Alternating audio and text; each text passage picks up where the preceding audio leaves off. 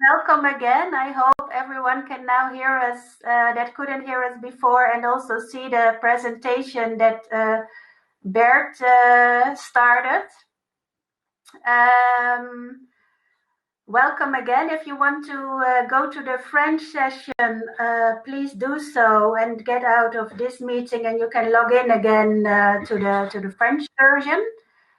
This one is on circular economy and the business opportunities in Ghana, Nigeria, and South Africa. It's mostly focused on opportunities for Dutch companies, but please feel free also, if you are a local company, to join us in this session. As speakers, we'll start with Bert Keesman from Metasis, whom did the research for Ghana and Nigeria. And furthermore, we continue to Yaseen Salie and Saliem Haider from Green Cape, whom did the same for South Africa. And all the presentations will be shared afterwards in the documents part on this platform. And also, I can see that, unfortunately, we can't see them, but the embassy staff from the three countries, so Abel Neering from Nigeria is here as well joining the session, Peter Lolkema from South Africa, and I think Janet Arthur is there as well from Ghana. Also, my colleague is there, Hans van Eck from the Netherlands Enterprise Agency, RVO, whom is also doing a lot on circular economy. So feel free to get your questions during the presentations in the chat function. And please, Bert, go ahead with the first presentation on Ghana and Nigeria. So the floor is yours. Thank you very much. And good morning to all. Sorry for the slight technical difficulties, but it is amazing that it works anyway. So let's continue now with Ghana and Nigeria. So I would like to tell you about a Partners for International Business program that we are developing in waste and circular economy directed towards Ghana and Nigeria. Now, some of you may not know what is a Partners for International Business program. This is like a 2 to 3 year program where a group of companies, like 5 to 10 companies from the Netherlands, tries to set up business in the target countries and does so in a collaboration with the Netherlands Enterprise Agency.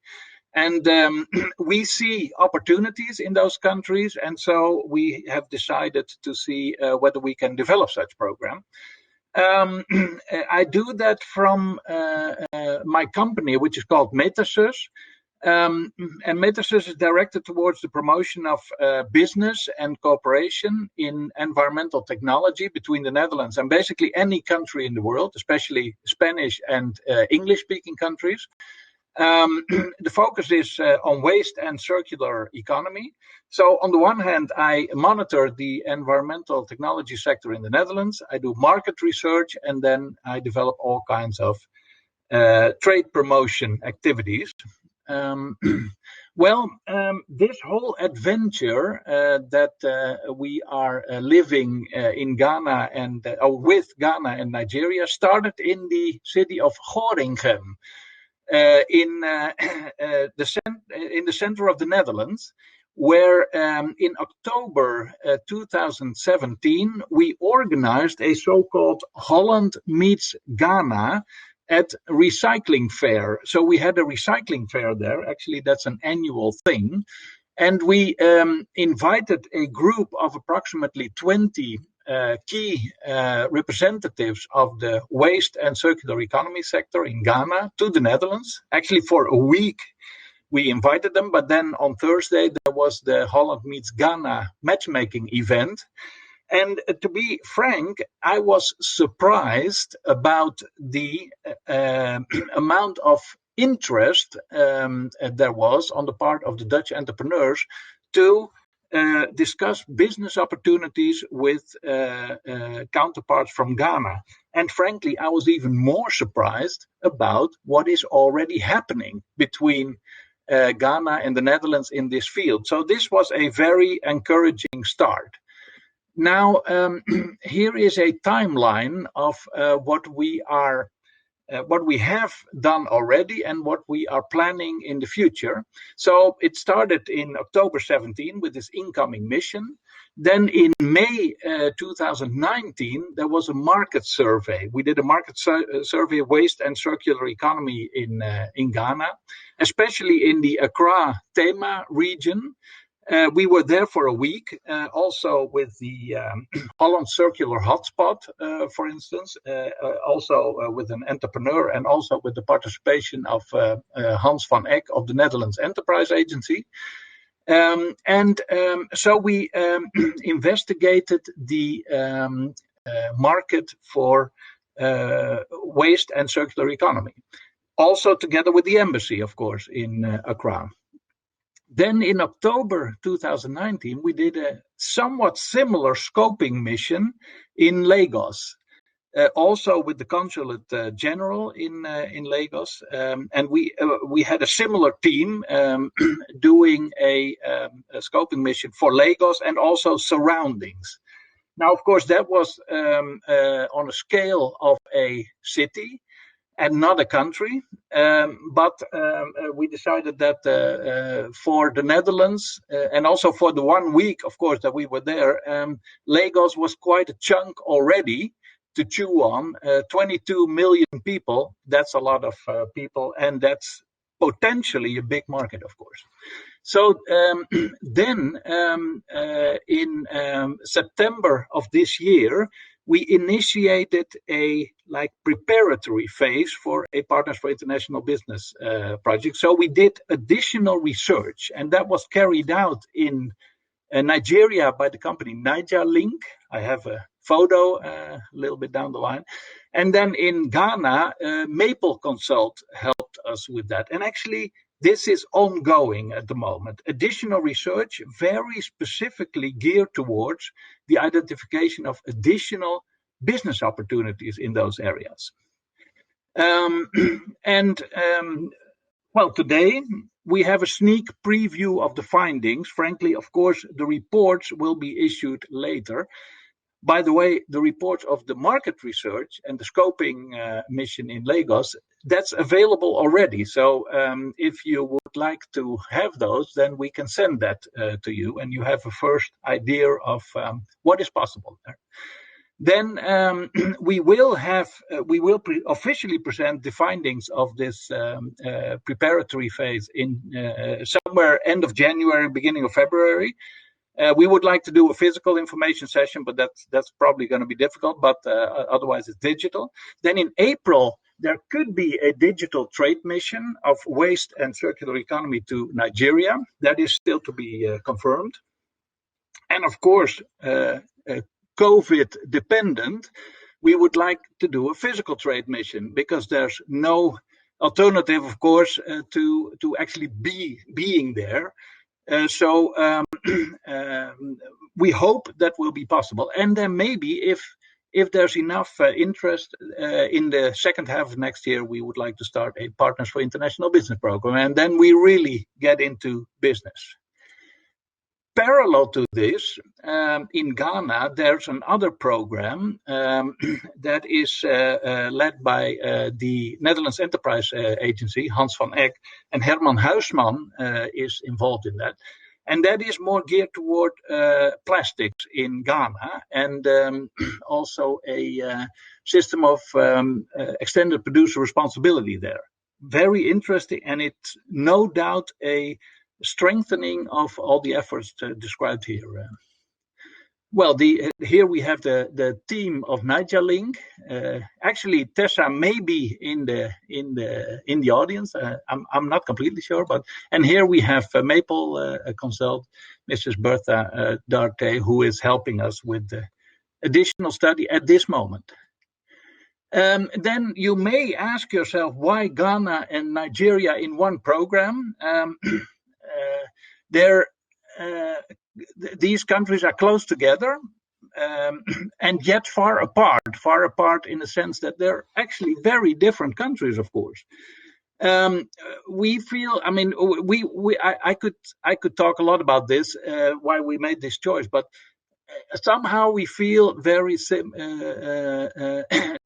somehow we feel Ghana is a stepping stone towards Africa. Actually, Ghana sometimes advocates itself as Africa for beginners.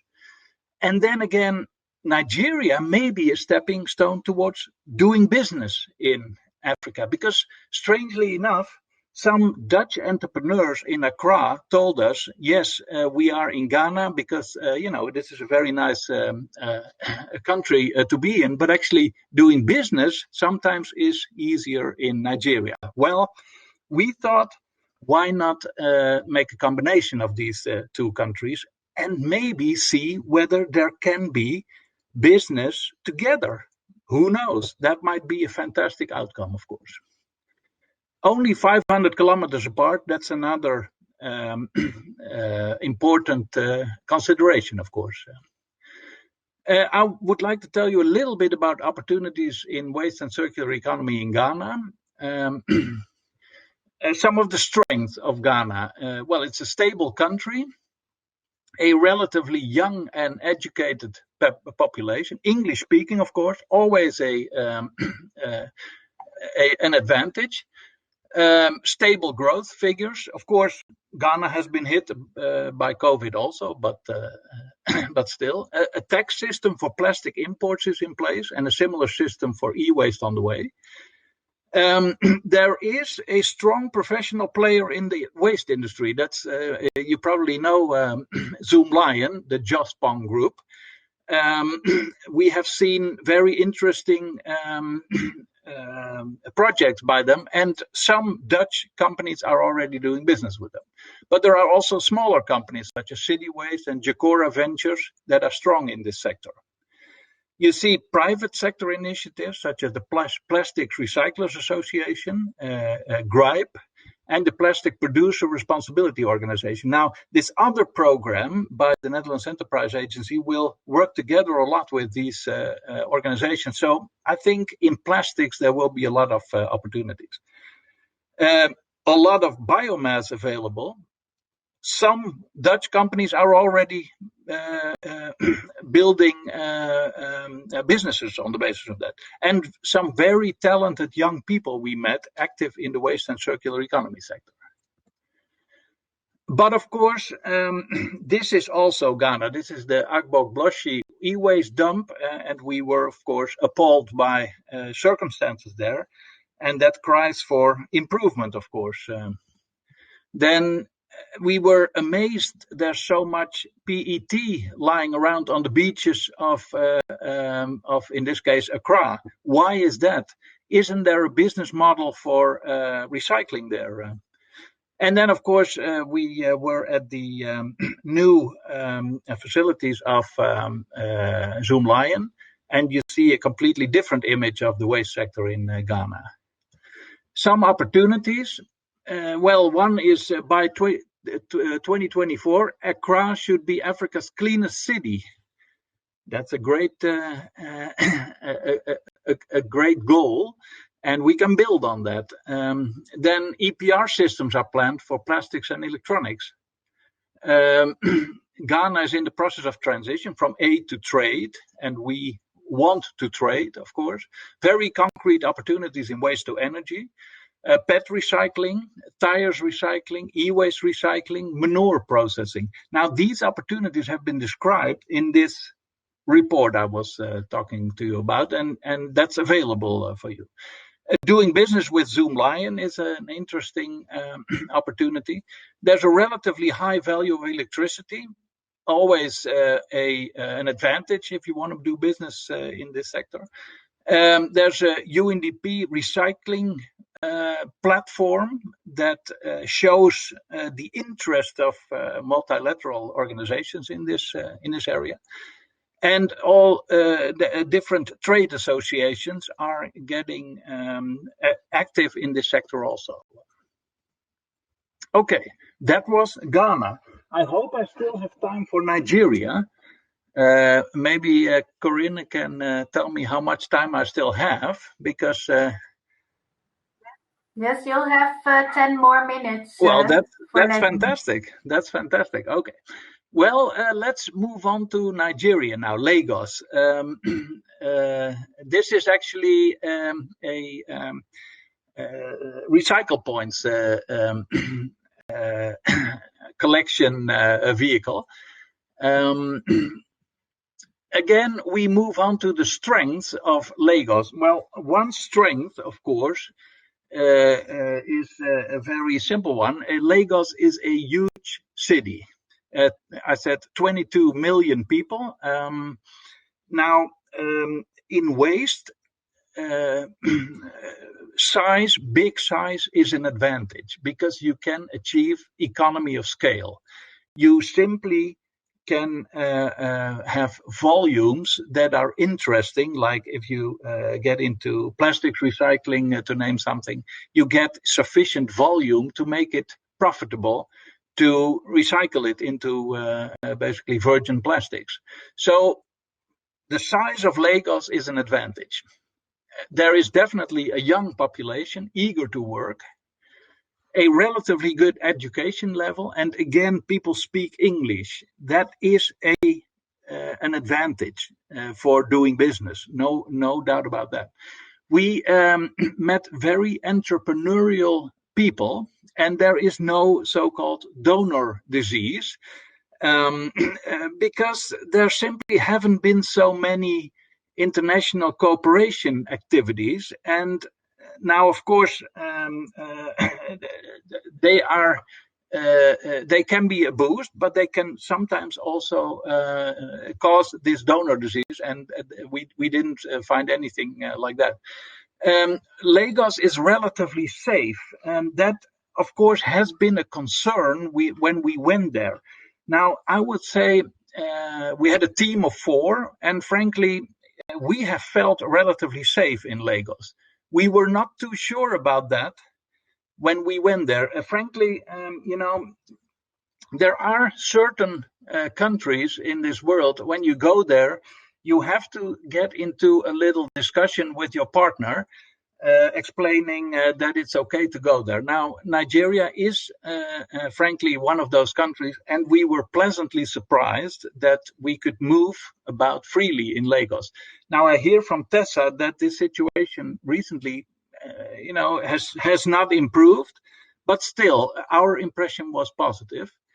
Then, obviously, very good access to sea transport because of the port. And we found a good collaboration between stakeholders in the waste sector. So we had a brainstorm session at the Consulate General in Lagos.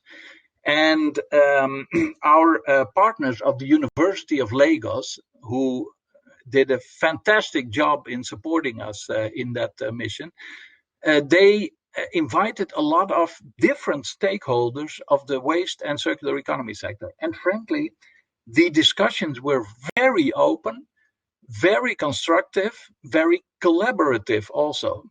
Frankly, if this is the mood in the waste sector, then we have a fantastic basis of collaboration. Some images of Lagos. A lot of PET bottles in the trenches. Why? I mean, that's money there at the side of the road. We have to investigate that a little more, but there's definitely opportunity there. Then on the right you see a lot of generator sets. Now that is a particularity of Lagos. The electricity system is pretty lousy. There are a lot of power outages, and it's not necessary. Now, you would say, of course, why not do grid-connected waste to energy? Because you can maybe solve quite a bit of that. Now, that is still a challenge, I think, but it is a particularity of Lagos. And of course, talking about the image of Nigeria, I show here an email that sometimes is sent to countries such as the Netherlands. And that doesn't help the image of Lagos. And I would hope so much that the young entrepreneurs that are active in waste and circular economy that we have met in Lagos, and that who are completely motivated to work on a circular economy, can help overturn that image.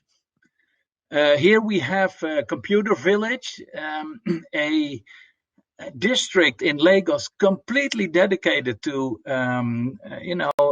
repairing electronics. Fantastic! You can do so much with all those entrepreneurs who are active there. And here, we went to we always go to the landfills wherever we go. And we went to the landfill in Lagos also. And here you see the Clean Mat truck from Holland. And so we concluded, yes, it is possible to do business with Nigeria.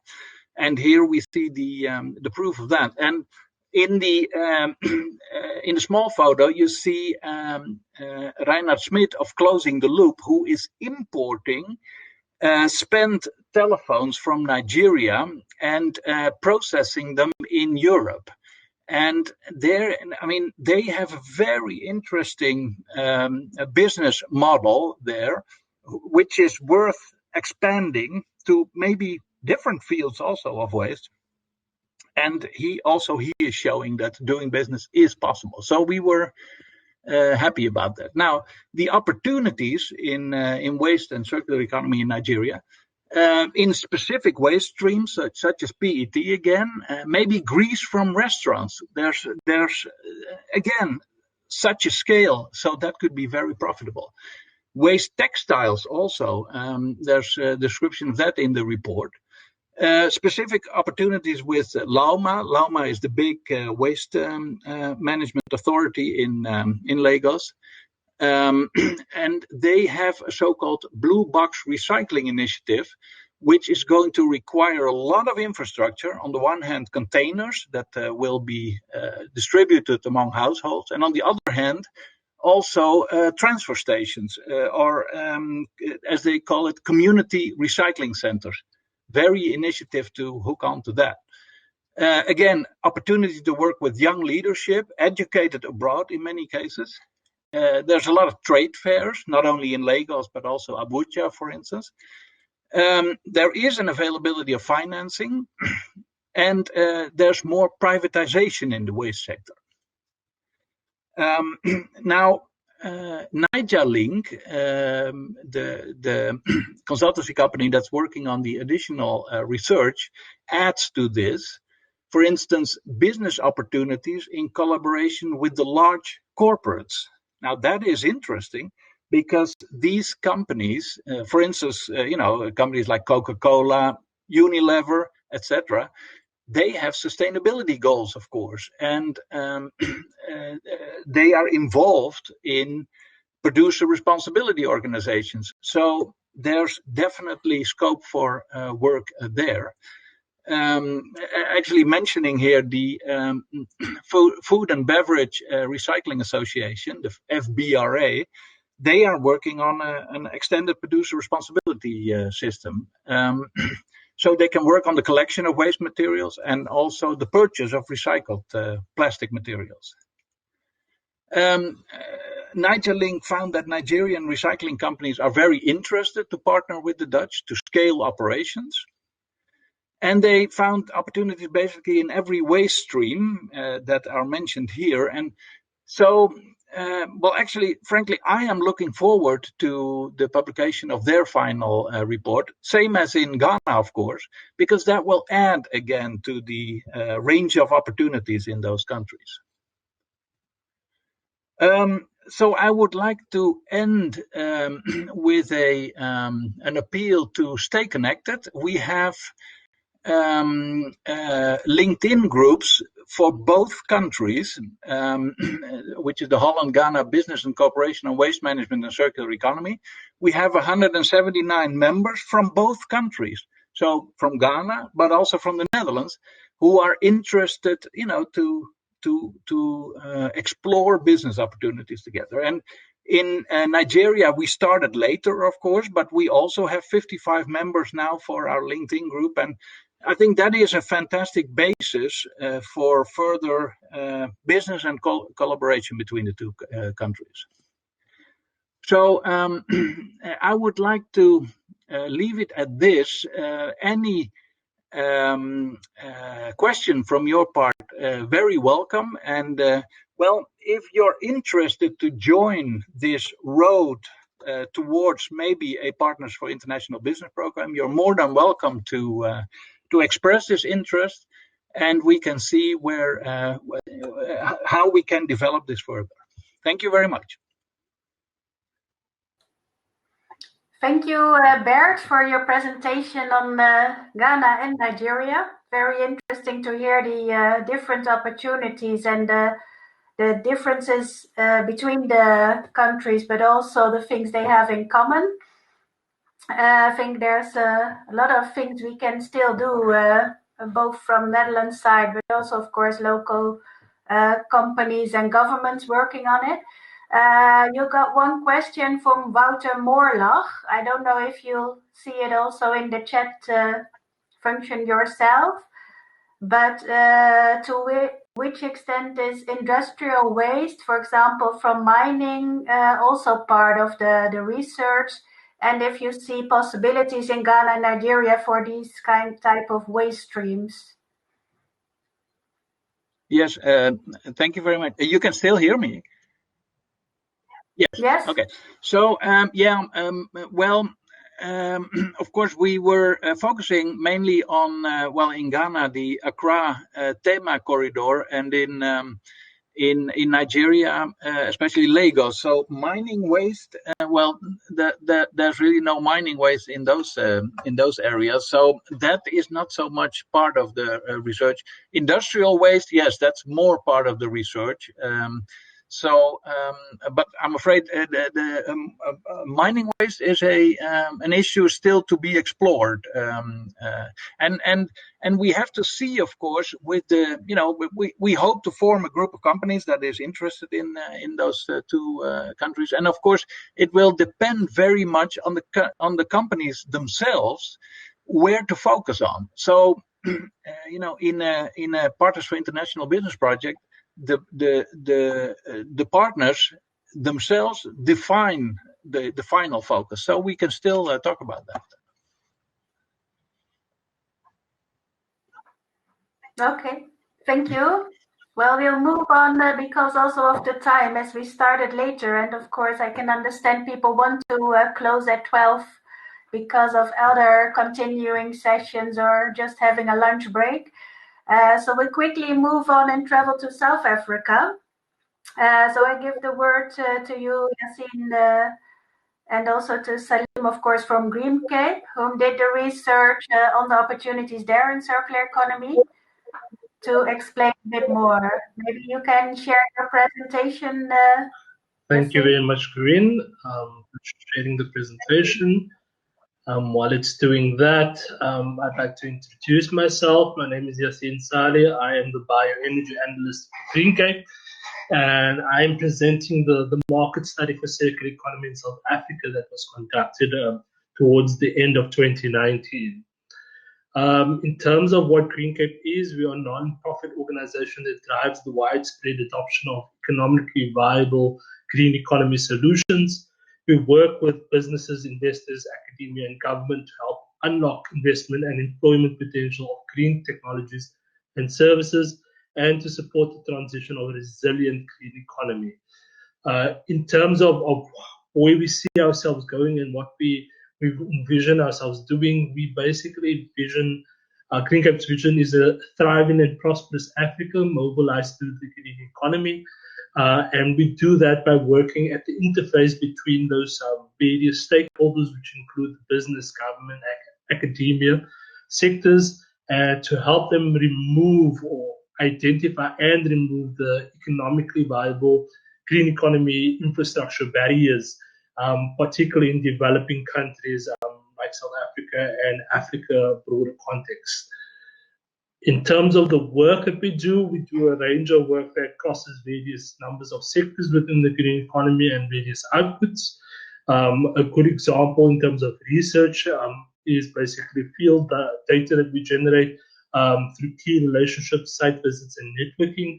Our flagship sort of outputs is our market intelligence reports, but we've also done a number of industry briefs as well as supported the local city, municipalities, and provincial stakeholders in terms of drought support and other aspects as well. Certain tools we've helped develop, which includes the Green Agri portal, as well as decision-making tools in terms of waste and non-revenue water, including regulatory and legislative advice when it comes to sort of tariff work and other aspects. We've also sort of developed a green business support services directory. As I mentioned, we do that through our stakeholder engagements, which include these networking events and various other engagements, and then other frontline activities that we provide and are involved in include the sort of Western Cape Industrial Symbiosis program, the Alternative Service Delivery Unit, the South African Plastics Pacts, which Green Cape is the secretariat of, the Green Outcomes Fund, and as well as the Digital Global Biogas Corporation. In terms of the work that we do on the sectors we cover sectors in terms of renewable energy, water, waste, sustainable agriculture, industrial symbiosis, electric vehicles, and we've developed or formulated our circular economy program and circular economy team within 2020, and Saliem is the manager of that program. It was under that program that we were sort of mandated by the Dutch consulate within South Africa and the Netherlands Enterprise Agency to do a market study on the circular economy opportunities within South Africa, and that report will be available to everyone. The rest of the presentation will just cover sort of broader opportunities within that report, and we'll show also where the current status of South Africa is in terms of circular economy. In terms of Green Cape's impact, you can see the numbers in terms of facilitating investment, jobs, as well as the amount of members we have within our network. It was this network and these sort of networks that help us generate the market intelligence for this market study within circular economy with South Africa. So the first thing we identified within the research output was the document was what is needed in South Africa for circular economy adoption. We identified that the needs assessment was sort of identified as required to enable circular economy thinking, so that it can be embedded within South African economy. It was critical to drive circular economy from an economic development perspective and in line with national goals, priorities, and imperatives. And on the ground, the most evident circular economy activity within South Africa is most evident in the waste economy sector, but that's more the end of pipe sort of solutions. Recycling and reusage of waste is found in the industrial sectors within South Africa, and the Industrial Foundation provides that circularity model. Waste materials and energy consumption needs to be minimized within South Africa for circular economy, and these principles provide insights to which sectors hold potential in South Africa for circular economy adoption. And that was what the market study was based on. It was based on the sectors that were identified within for circular economy adoption. I've just put here in terms of an idea of the Euler diagram that depicts similar circular economy concepts. Green Cape works within the green economy, but there are a number of other concepts that sort of overlap with circular economy, which is all relevant in terms of the various sectors that we're going to highlight coming up. In terms of the sectors that we've highlighted, renewable energy was one of them. Organic waste management, particularly in urban and residential areas, wastewater management, biogas as a technology, liquid biofuels, plastic waste, sustainable packaging, And those are the ones that were identified within the report. Additional sectors that have been identified since the report has been compiled during 2020 is the textiles, construction and demolition, and e-waste. Renewable energy was the first sector that we highlighted, and there's three sectors within renewable energy. The one is the small-scale embedded generation, which is below 1 megawatt. Opportunities lie within solely PV installations as a primary opportunity, and the second opportunity lies within the PV system components, manufacturing panels and inverters. The second sector is the distributed generation between 1 and 10 megawatts. There is the trading of power and the wheeling across the grid. It is a growing market, but it is not as well defined as the small-scale embedded generation as well as utility scale. And then obviously utility scale is above 10 megawatts. However, that needs to be accessed through renewable energy independent power producers procurement program. The target for that program is 24.4 gigawatts by 2030. So there is an opportunity as the various stages of that program unlocks. The next one is the organic waste management sector, particularly collecting, sorting, and treating. Operation Waste Keesman, which was launched in South Africa, where the Department of Environment, Forestry, and Fisheries are driving to implement 20 initiatives, 3 of which is organic waste. And in those initiatives, they're basically highlighting the first one, zero waste sewage waste salage to landfill by 2023. The second one is zero meat production waste to landfill by 2023. And the third one is 50% household organic separation at source by 2023. So those are opportunities as municipalities are still trying to figure out how to implement solutions and that infrastructure as well. The business case is reliant on gate fee as opposed to in sale of end products.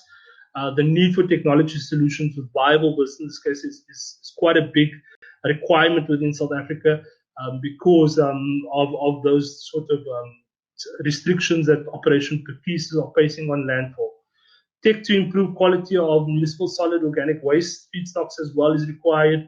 And those are the needs for organic waste management, urban organic waste management. The next section is wastewater management that we looked at, particularly sewage sludge and organic effluents from agri-processing like food, beverage, and abattoirs. The food and beverage sector occupies 74% of the total investments in 2015, and mainly in the water-scarce metros. We do have liquids ban to our landfills implemented, so there is a need for treating and upgrading these sort of effluents and sewage sludge. Water security through wastewater management and reticulation is becoming a bigger demand to reduce the load on municipal wastewater treatment works. And the public sector is under immense pressure to proceed with public-private partnerships because they do not have the resources to maintain and improve their wastewater treatment works. And then private sector are sort of under pressure to provide on-site treatment solution that have cost savings, operational and financial stability as well. The next section that we looked at was biogas and anaerobic digestion. It's quite a nascent market, but it is applicable to the renewable energy, waste management, water reticulation, and soil enrichment sectors. It is purely based on the business case development, as the business cases are very unique. And there's a requirement for skills transfers and best practices within the country, and a need for upstream and downstream technology. So that is treatment of the feedstock, as well as improving adding value to the digestate, as well as to the biogas, upgrading the biogas. And then we also have a program that is funded by the Horizon 2020 and European Union initiative, which is the Digital Global Biogas Corporation, which is facilitating technology and expertise from Europe to South Africa and other developing markets. We can definitely share more information on that if required. The next one is the liquid biofuel sector. South Africa has a regulatory framework that has been gazetted in 2020 of February. There are two generations of biofuel production trains. The first one is your biodiesel and bioethanol, and your second generation is the lignocellulosic ethanol from still grass crop residues and invasive alien vegetation. Recent feasibility studies have been listed here in terms of WWF report, as well as the Waste to Wing project, and the CSIR is also doing quite a bit of invasive alien vegetation mapping. Plastic waste as a sector, again, collecting, sorting, and recycling. There's an opportunity to improve the waste management from an environmental and social impact perspective. Bulk of plastic still end up in landfills, and the diversion strategies are being considered. Establish the recycling sector for single-use plastic materials. Currently, opportunity for multi-layered plastics and thermoform solutions currently in South Africa. The industry waste management plans basically are industry development government endorsed. So the opportunities lie there in working within those parameters. And then lastly, the plastic pack, which I mentioned earlier on, has 2025 targets, which is to eliminate unnecessary and problematic packaging, 100% packaging reusable, recyclable or compostable, 70% of plastic packaging effectively recyclable or compost, and 30% of average recycled content across plastic packaging. Those are the targets for the plastic pack, and we are working with various stakeholders to deliver those targets.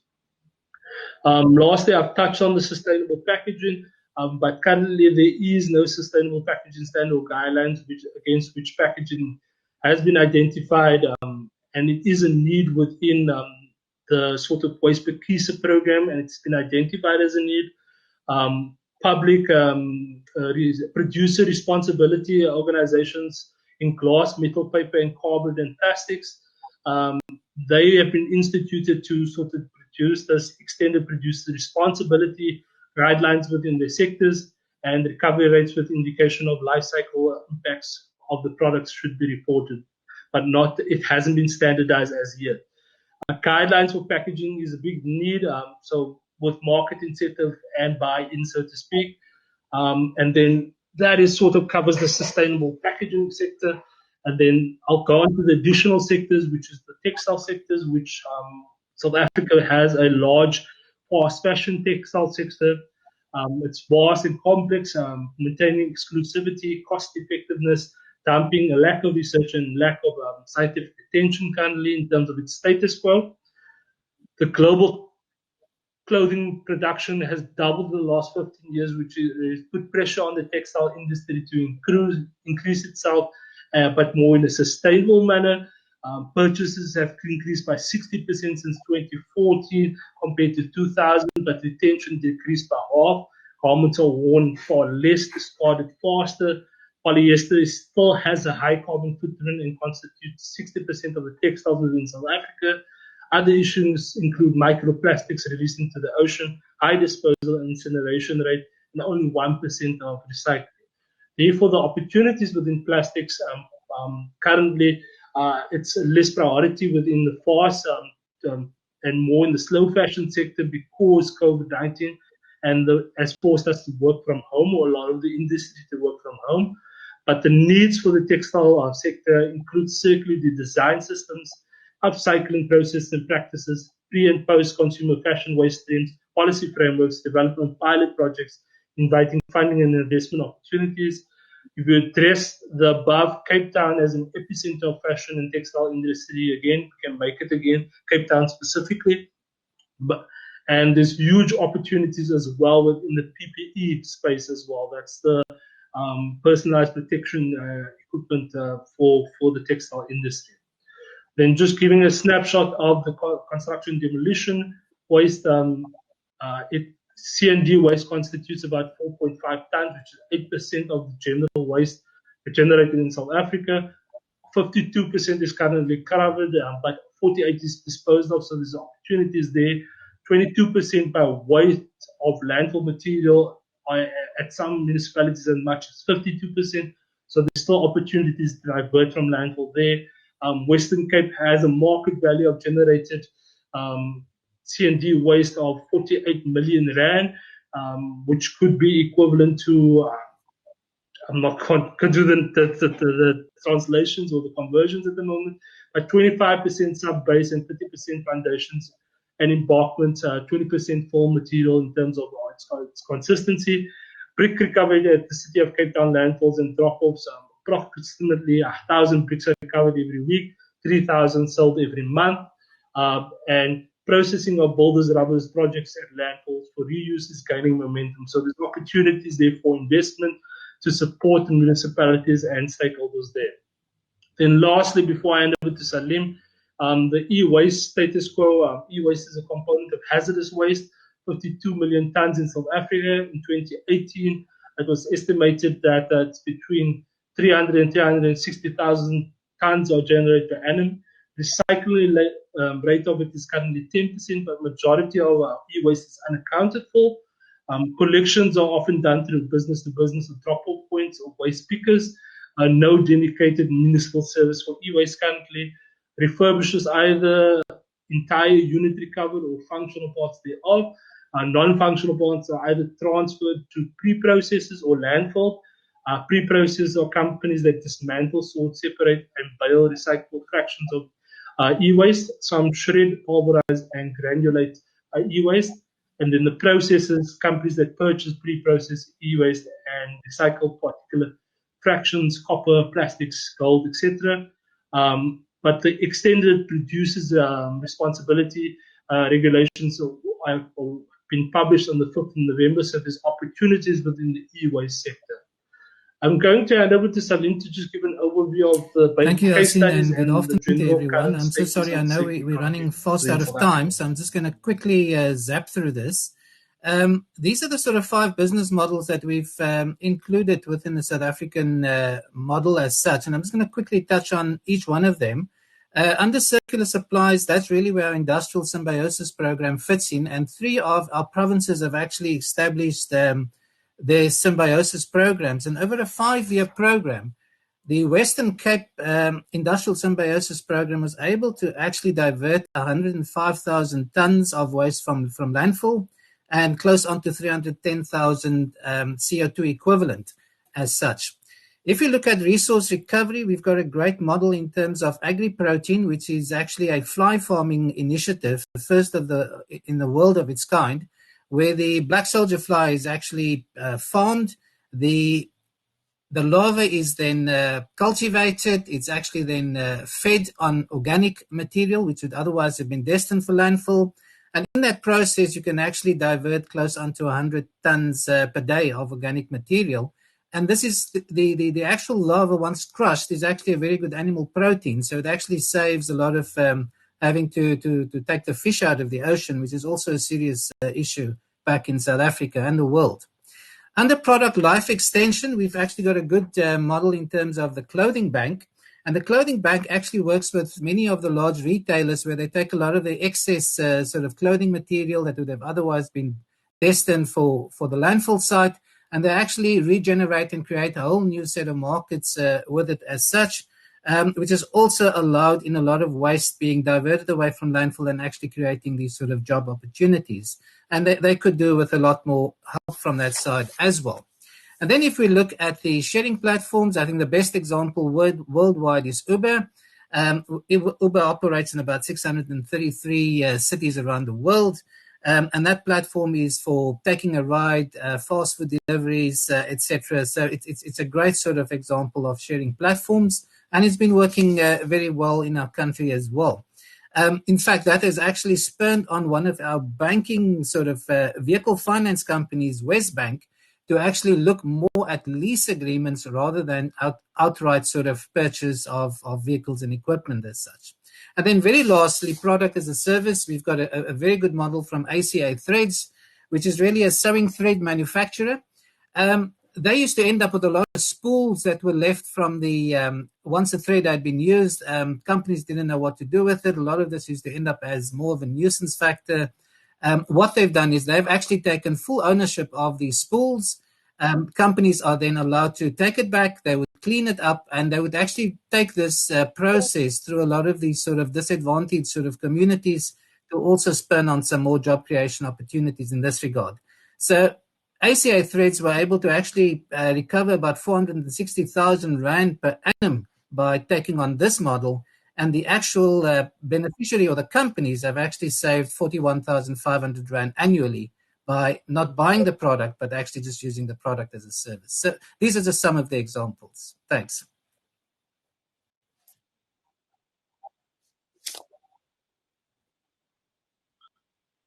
Thanks so much, Saliem. And then lastly, opportunities found and described in the sectors in green economy and include circular economy principles. So in the report that we've compiled, which will be available to you, you can have a look at that further. If you want more details, you're welcome to contact us at GreenCap. And I'd like to thank the Dutch consulate within South Africa, Peter, and the Netherlands Enterprise Agency for the opportunity to present and produce the report. Thank you. Thank you, Yaseen and Saliem, for sharing your presentation on South Africa. I can see we're running a bit later than 12, so hopefully some can still stay with us for a few more minutes for closure. If not, then thanks for attending. I think it's good, as you were also mentioning, and I saw Peter from the embassy was also mentioning the Partners International Business Program. There's already one in South Africa on biomass. And I think, Bert, for you, for Ghana, Nigeria, you're looking into the same construction as well. So to see if there would be a Dutch consortium willing to start in one of the three countries we just mentioned. Same, of course, for the trade mission. There are, some of them are being planned hopefully for next year. And if not, there are quite some activities ongoing on the theme of waste and circular economy in all the three countries, either with our embassy sometimes, of course, or from the Netherlands Enterprise Agency, and of course also in a network. Green Cape is also in with the Africa Circular Economy Network, so more from the country side. I think the easiest way, because it's difficult to see whom is attending this session and whom is not. But you all three left your contact details, so and also from the embassy staff, all the persons are there. So you can either contact one of them or leave your contact details in the chat now, and we will contact you on further information for our plans in the coming year. Also, I would like to inform you that this session has been recorded, so you can also see it again if you want during your Christmas break or whenever you feel like looking into it more quietly, maybe. There are some interesting sessions also this afternoon again. So I would like to, they're both starting from 2 to 3. So one of is on circular housing, that's with TNO. And the other one is access to finance, which is more meant for the Dutch businesses that would like to get to know more details on the programs that we have to support Dutch businesses that want to be active in one of the markets.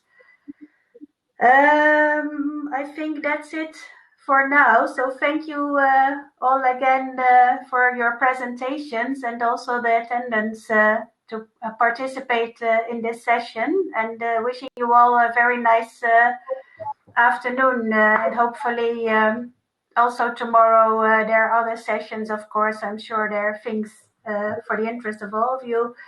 You can also pass by the exhibition right now. We have a stand from the Netherlands Enterprise Agency where some colleagues will be there in case you have any further questions on the things that we do from our side to support Dutch businesses or for local partners.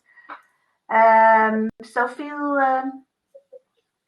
free to contact us whenever you want. And thanks again to all of you. Bye for now.